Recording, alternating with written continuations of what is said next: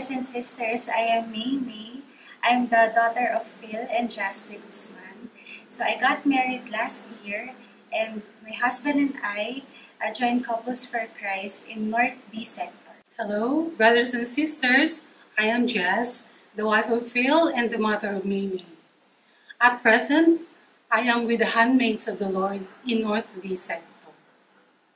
My dad graduated in Letran College, and his first job was with Prudential Bank. He and my mom joined Couples for Christ in 1997. Then he became full-time worker in 2004. He was also the project director of GK Buhayang Bato in Mandaluyong. His last service in Central A was the overall sector coordinator of Youth for Christ. Then they transferred to North B in 2018. He was also the chief case officer of the Office of Exorcism in the Diocese of Novaliches. I honor my dad because he is one of the most influential people in my life. The way I speak, think, and pray, the way I love and care for people, especially the poor, were all influenced by him and my mom. Here are some of the fond memories with my dad. Ito gustong-gusto ko laging kinukwento. Nung bata pa ako, every time na may ginawa akong kasalanan, tapos tinawag na ako ni Daddy at sinabi niyang, "May, usap tayo." Nako po, in my mind, ang isipin ko na is, nako po, a-attend na ako ng teaching nito. Kasi ganyan si Daddy, hindi niya muna ako pagagalitan. Instead, he will try to make me understand why my actions were offensive, not just to them, but especially to God. His explanations were always based on the teachings of the Catholic Church. And after we talk, he will hug me and say sorry and I love you. I remember, nung naliligaw pa lang si Paul, my husband, his mom was hospitalized due to heart attack.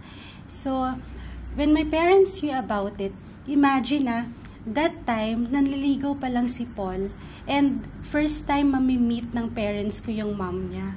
Pero when my parents knew about it, without hesitation, they visited his mom in the hospital and prayed over her. I also remember when our car was accidentally bumped by a tricycle, sabi ng tricycle driver, wala daw siyang perang pambayad kasi sakto lang daw yung pera niya pambili ng food ng family niya. So naawa si Daddy. Ang sabi niya, sige, ang bayad mo na lang sa akin is umattend ka ng Christian Life Program ng Couples for Christ.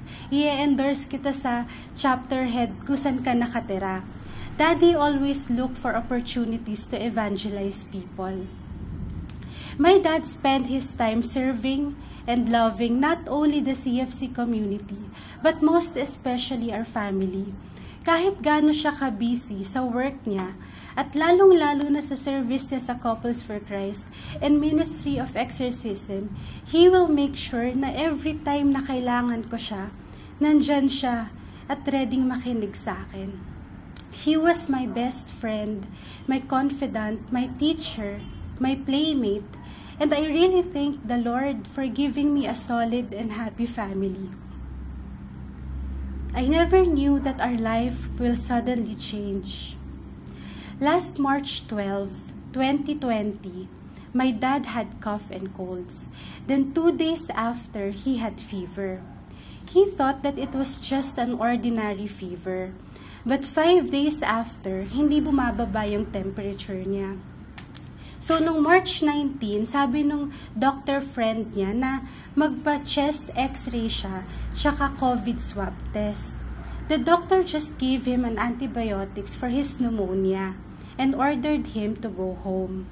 March 21, sobrang hirap na siyang huminga.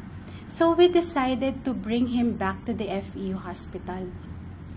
Pinapasok nila ako dun sa isolation tent, pero sabi ng nurses, bawal na daw akong lumabas.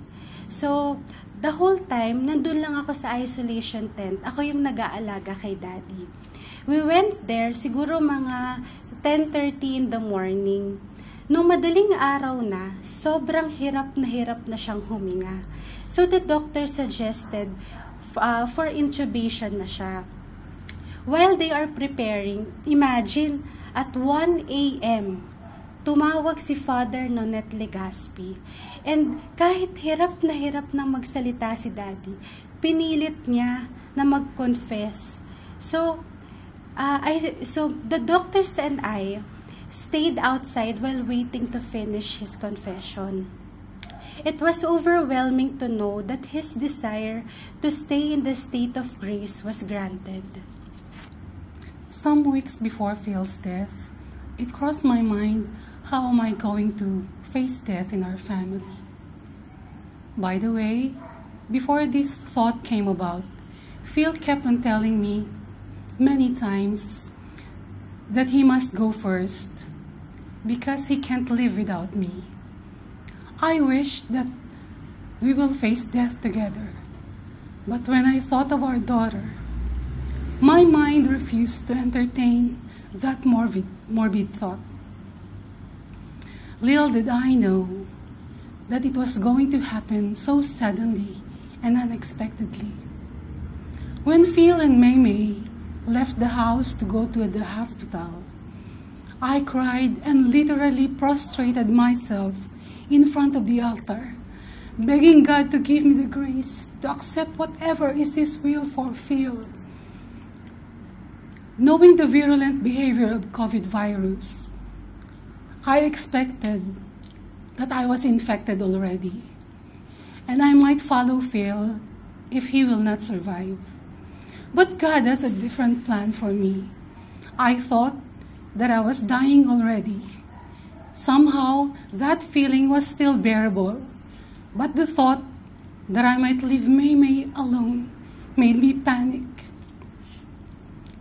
It was very unusual because whenever I faced difficulties or life-threatening situations, I always asked God to give me the grace to accept His will with a cheerful and grateful heart. But during that time, I cannot pray that prayer. Instead, I told Him, Lord, if it's your will to take my life, I'm so sorry.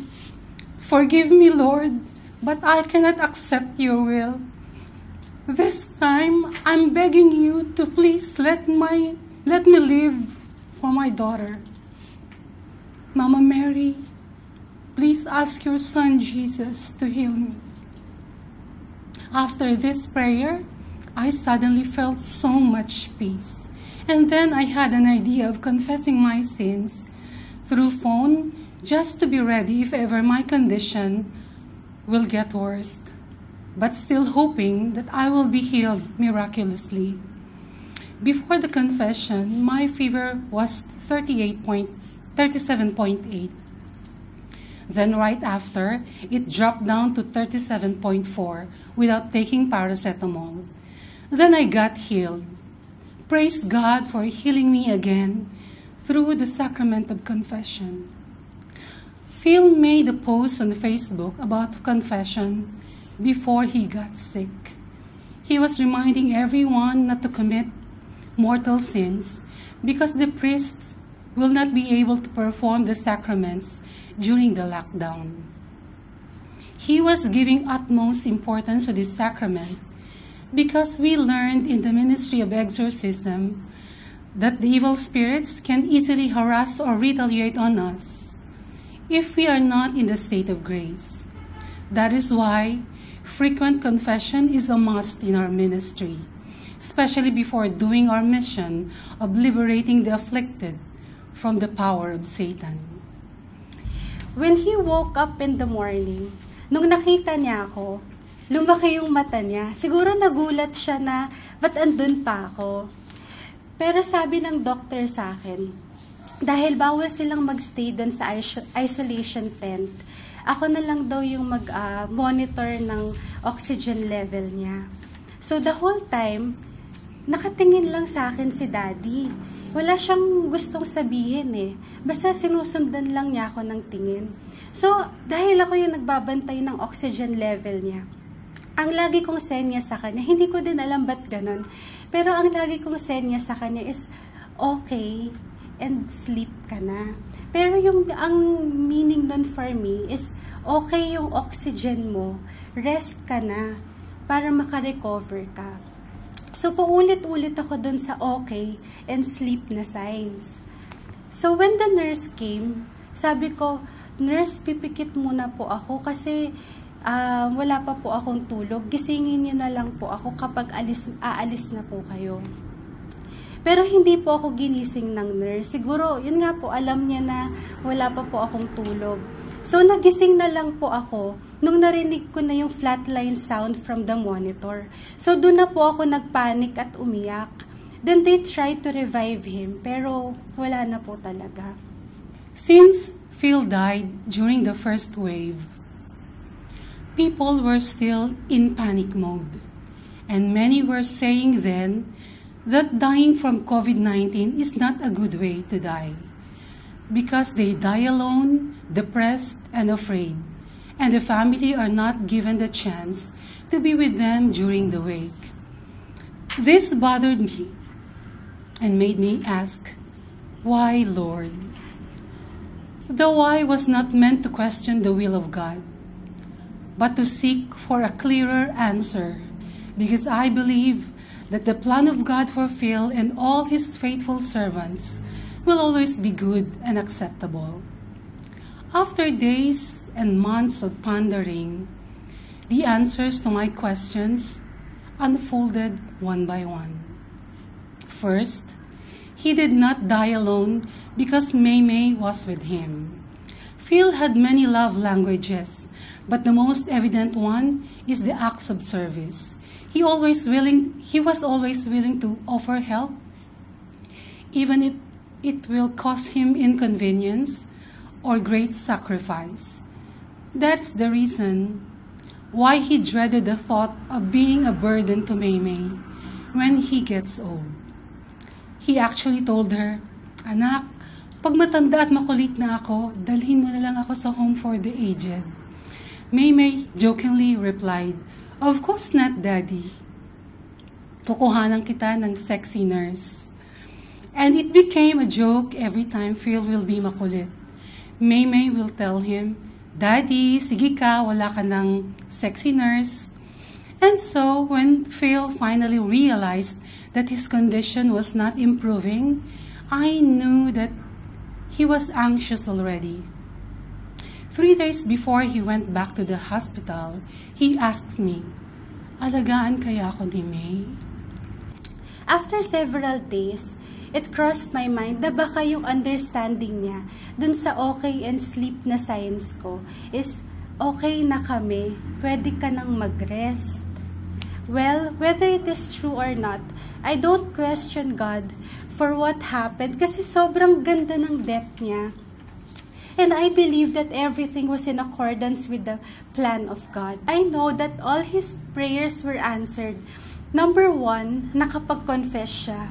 Number 2, ayaw niyang magkasakit ng matagal. Ayaw niya nung inaalagaan pa siya.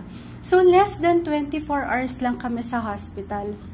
And number 3, ang lagi niyang tanong sa akin before, "Anak, pag ba matanda na ako, aalagaan mo pa rin ba ako? Kapag ba nagkasakit ako, aalagaan mo pa ba ako?" So, paulit-ulit siya na yun yung tinatanong sa akin even before pandemic. At grabe si Lord kasi si Mama po talaga ang dapat nakasama ni Daddy sa hospital. Pero nag-insist lang po ako na lang kasi nag-worry din po ako kay Mama. Kasi ilang araw na po siyang puyat kakabantay kay Daddy. I believe that God gave me the chance to answer my dad's hanging questions through my actions. I'm sure that he got my answer loud and clear. Na yes, Daddy, kayang-kaya at gusto kitang alagaan kahit hanggang sa uli. Well, just like what May said in her sharing, he surely got the answer loud and clear because May took care of him and never let him in his most helpless situation. He was definitely the happiest and proud father at that moment. Second, I happened to hear the talk of a priest that the visionaries of Fatima, Jacinta and Francisco, also died from Spanish flu pandemic. This gave me so much peace. It was truly consoling to know that there were also saints who died from similar cause of death. Third, the truth suddenly dawned on me that I cannot bear to see Phil lying lifeless inside the coffin. It was awesome to know that God perfectly knows all my fears and weaknesses. And I was so grateful that my last memory of him was when he was still okay and I didn't witness him in agonizing pain. The last and the most important one, he was given the chance to confess his sins, which is his deepest desire. And he died while sleeping. No seizures, no struggles. I believe that he had a happy and peaceful death because of the healing grace and the endless mercy of God through the sacrament of confession. These powerful revelations made my heart full of joy, peace, and gratefulness to God, because He did not give me any reason to doubt His love and His plan for our family. It is very clear that the Lord has taken Phil's life in His most perfect time and His most perfect way. God's thoughts are definitely not our thoughts, and His ways are far beyond our ways. Let me end with this. Our family were so blessed to feel and witness the exuberant love of God through the many wonders, miracles, and healing that we experience in our journey of faith. When our house was foreclosed by the bank, God built a house for us. And when I was diagnosed with breast cancer, Christ miraculously healed me. These great ordeals and all our tribulations in life did not stop us from proclaiming that nothing can separate us from the love of God. My dad knew that life is short. That's why he taught me how to live life to the fullest. For him, a successful life is not all about money, fame, or power, but being able to generously give your time, talent, and treasure to serve other people, especially the poor. To bring your family closer to God, to love the unlovable, and to give and to forgive even when it still hurts. Today, let me proclaim again that indeed nothing can separate us from the love of Christ, our Lord and Healer. Not poverty, not sickness, not even death. Glory and praise be to God. Success is when you accomplish God's purpose in your life, and I firmly believe that Daddy had accomplished his mission with flying colors. Rest in peace, Daddy. I love you and I miss you. We are the couples we cry.